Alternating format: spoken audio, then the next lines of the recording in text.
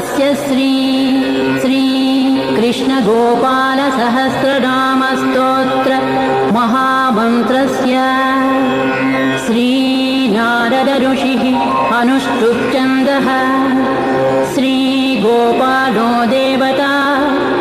कामो बीजं मायाशक्तिः चन्द्रः कीलकम् श्रीकृष्णचन्द्रभक्तिफलप्राप्तये श्रीकृष्णगोपालसहस्रनामस्तोत्रजपे विनियोगः प्रकारान्तरम् ॐ ऐं क्लीं बीजं श्रीं ह्रीं शक्तिः श्रीवृन्दावननिवासः कीलकम् श्रीराधाप्रियं परं ब्रह्मेति मन्त्रः धर्मादिचतुर्विध पुरुषार्थसिद्ध्यर्थे जपे विनियोगः ॐ नारद ऋषये नमः श्रीगोपालकृष्ण देवतायै नमः ध्यानम् कस्तूरीतिलकं ललाटफलके वक्षस्थले कौस्तुभं नासाग्रे वरमौक्तिकं करतले वेणुं करे कङ्कणं सर्वाङ्गे हरिचन्दनं च कलया कण्ठे च मुक्तावलिम् गोपस्त्री परिवेष्टितो विजयते गोपाल चूडामणिः ॐ श्रीगोपालो महीपालो वेदवेदाङ्गपारगः कृष्णः कमलपत्राक्षः पुण्डरीकः सनातनः ॐ श्रीगोपालो महीपालो वेदवेदाङ्गसारगः कृष्णः कमलपत्राक्षः पुण्डरीकः सनातनः गोपतिर्भूपतिश्चास्ता प्रहर्ता विश्वतोमुखः आदिकर्ता महाकर्ता महाकालः प्रतापवान् जगज्जीवो जगद्धाता जगद्भर्ता जगद्वसुः मश्चो भीमः कुहू भर्ता हर्ता वाराहमूर्तिमान् नारायणो ऋषिकेशो गोविन्दो गरुडध्वजः गोकुलेशो महाचन्द्रः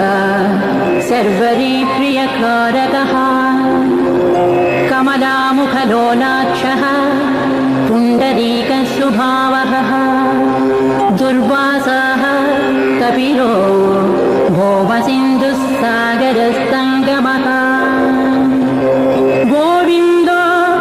गोपतिर्गोत्रः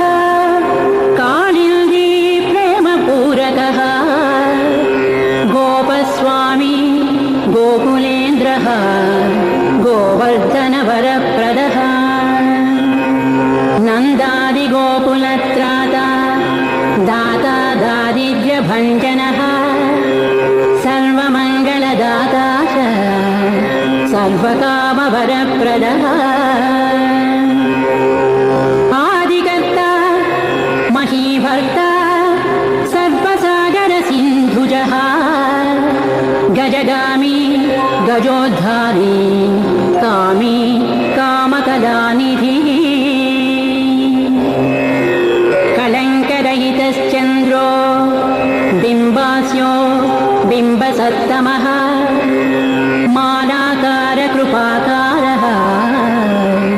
कोकिलस्वरभूषणः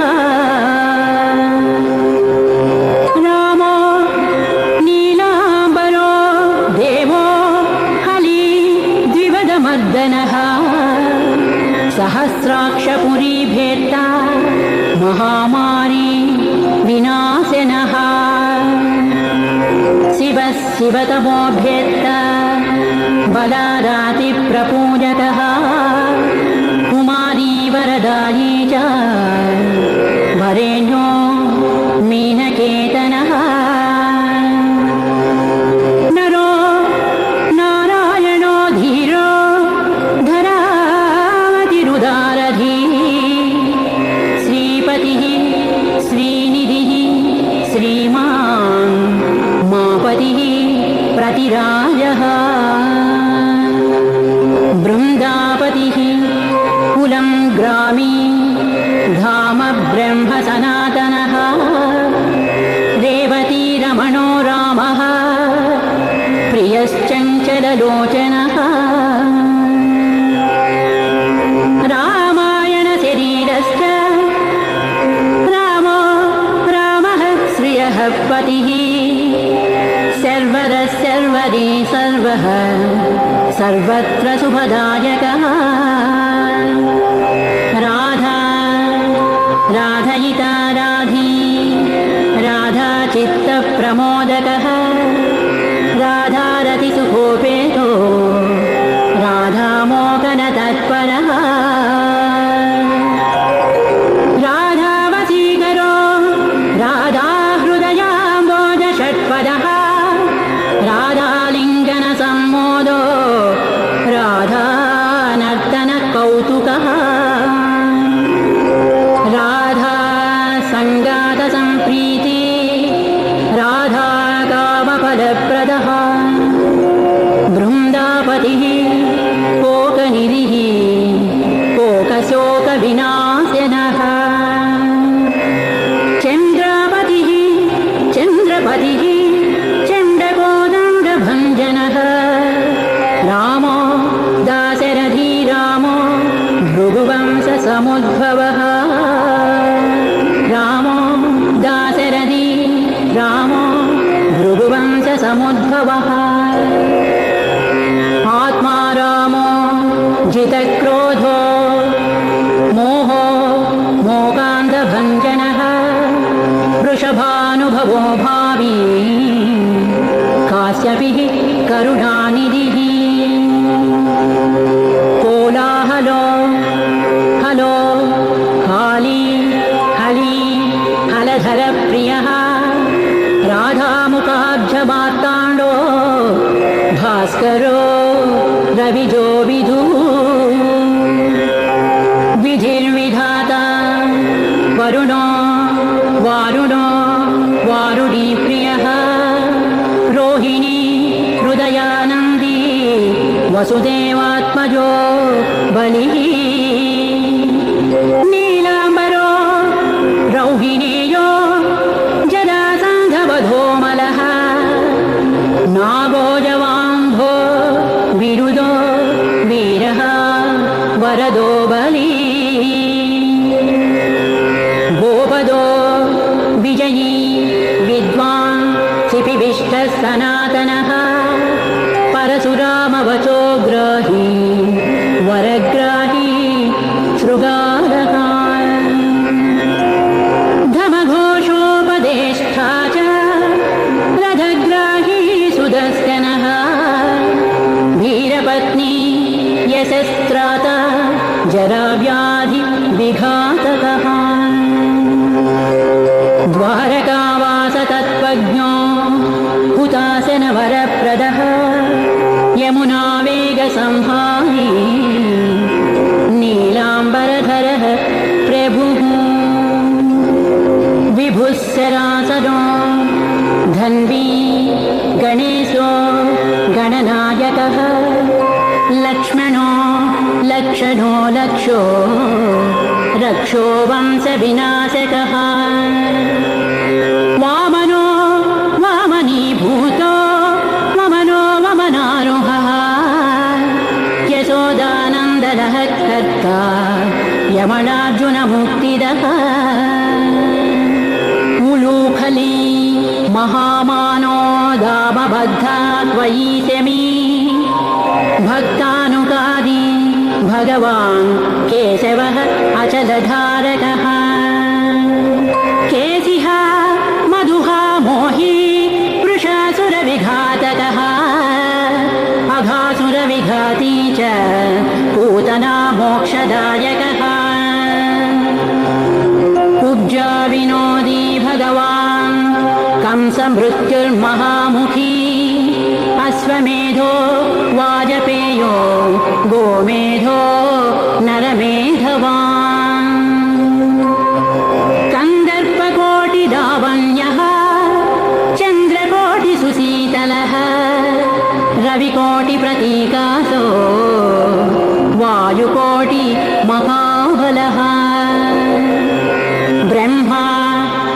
ब्रह्माण्डकर्ता च कमलावाञ्छितप्रदः कमली कमलाक्षश्च कमलामुखलोलुपः कमलाव्रतधारी च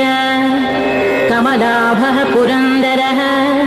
सौभाग्याधिकचित्तश्च महामायी मदोत्कटः ताटकारी सुरत्राता मारीचक्षोभकारकः विश्वामित्रप्रियो दान्तो रामो राजीवलोचनः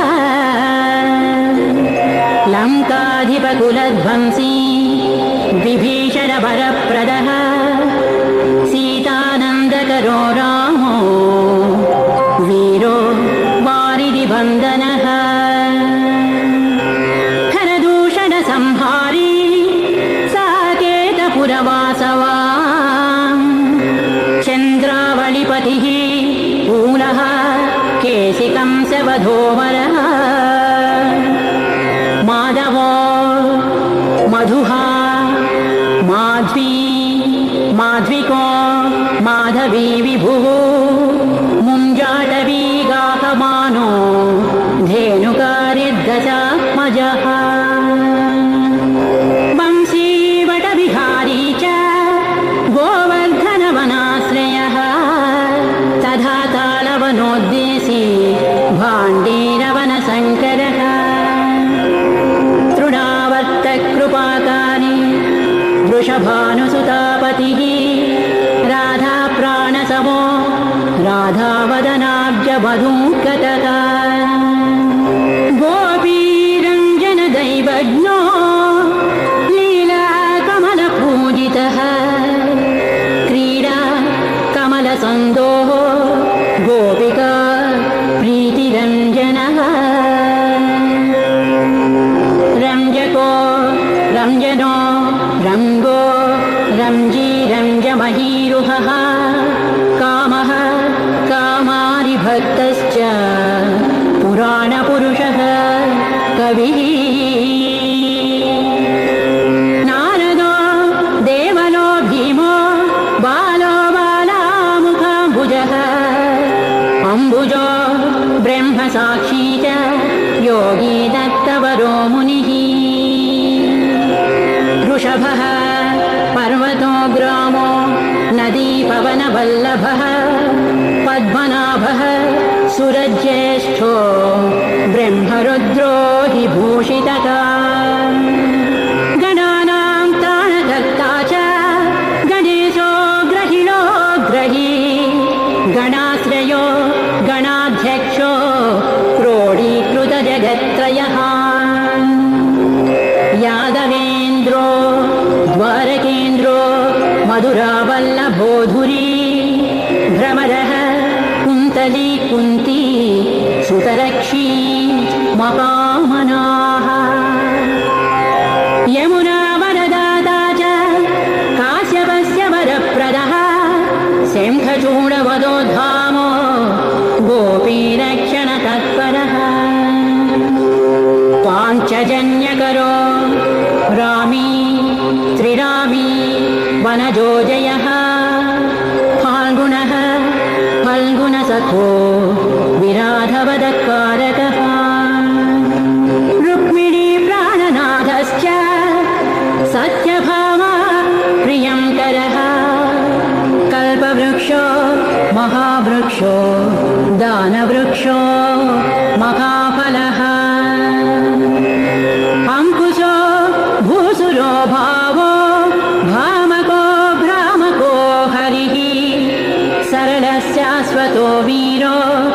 यदुवंशशिवात्मकः प्रद्युम्नो बलकर्ता च प्रहर्ता दैत्यः प्रभुः महाधनो महावीरो वनमाला विभूषणः तुलसीदामसो भार्यो जालधर विनाशनः सूरः सूर्यो मृकुण्डुश्च भास्वरो विश्वपूजितः रविस्तमोह वह्निश्च बाणवो बडबानलः दैत्यदर्पविनाशी च गरुडो गरुडाग्रजः गोपीनाथो महीनाथो बृन्दानाथो वरोधकः प्रपञ्ची पञ्चरूपश्च लतागुल्मश्च गोमतिः गङ्गा च यमुनारूपो गोदा वेत्रवती तथा कावेरी नर्मदा तापी गण्डकी सरयूरजः राजसस्तामसः सत्त्वी सर्वाङ्गी सर्वलोचनः सुधामयो अमृतमयो योगिनां वल्लभः शिवः बुद्धो बुद्धिमतां श्रेष्ठो विष्णुर्विष्णुः शचीपतिः वंशी वंशधरो लोको विलोको मोहनाशनः रमो रामो मनोबालो बलाहकः शिवो रुद्रो नलो नीलो लाञ्छनी लाञ्छलाश्रयः पारदः पावनो हंसो हंसारूढो जगत्पतिः मोहनी मोहनो मायी महामायो महासुखी वृषो वृषाकपिः कालः कालीगमनकारकः कुब्जा भाग्यप्रदो वीरो रजतक्षयकारकः कोमलो वारुणी राजा जलजो जलधारकः हारकः सर्वपापघ्नः परमेष्ठी पितामहः खड्गधारी कृपाकारी राधारमणसुन्दरः द्वादशारण्यसम्भोगी शेषनागफणालयः कामस्यामः सुखश्रीदः श्रीपतिः श्रीनिधिः कृतिः हरिहरो नरो नारो नरोत्तमयिषु प्रियः गोपालचित्तहर्ता च कर्ता संसारतारकः आदिदेवो महादेवो गौरी गुरुरनाश्रयः साधुर्मधुर्विधुर्धाता त्राता क्रूरपरायणः रोलम्बीजः यग्रीवो वानरारिर्वनाश्रयः वनम्बदी वनाध्यक्षो महावल्यो महामुनिः स्यमन्तकवडी प्राज्ञः विघ्नो विघ्नविघातकः गोवर्धनो वर्धनीयो वर्धनी वर्धनप्रियः वाधन्यो वर्धनो वर्धी वर्धिष्णुस्तु सुखप्रियः वर्धितो वर्धको वृद्धो बृन्दारकजनप्रियः गोपालरमणी भक्ता साम्बकुष्ठविनाशः